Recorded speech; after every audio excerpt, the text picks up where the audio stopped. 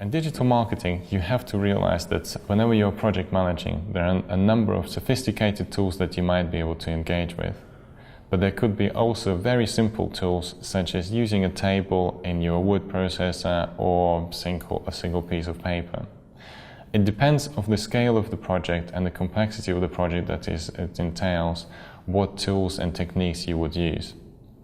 It is highly recommended that at least you would have a tasks or a Gantt chart that is allocating the tasks and providing you with a timeline for the aspects that will be done.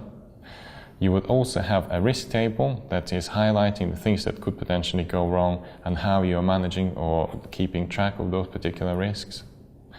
And a communication log. So for example, you have your meeting notes or another way of potentially documenting some of the activities that you internally document with your customers or with your team to see how you might be able to benefit and manage your campaigns.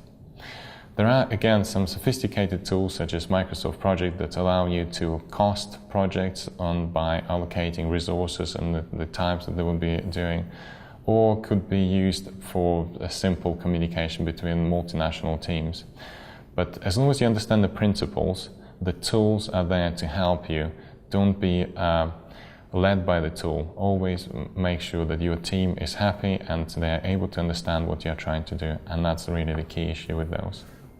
In terms of the digital planning tools that we use, we don't use anything too complicated or anything too sophisticated really in terms of how we plan things. We do everything written down on Microsoft and Word and Excel. Be it plans and proposals through to Excel. Using that for work in progress documents or timelines and things like that. If we're doing an SEO campaign, obviously we use SEO tools, to look at the different volumes that lie behind the keywords that exist. If we're using Twitter, that we may then do a search for different Twitter handles, that are out there. We could segment those. We could use social media sort of tools to look at the different levels of exposure that we've received, the reach from the social media activity. Facebook offers its own analytical area, and Twitter as well, and even LinkedIn from a company page point of view. So it's all of the different tools that come with the software that we use.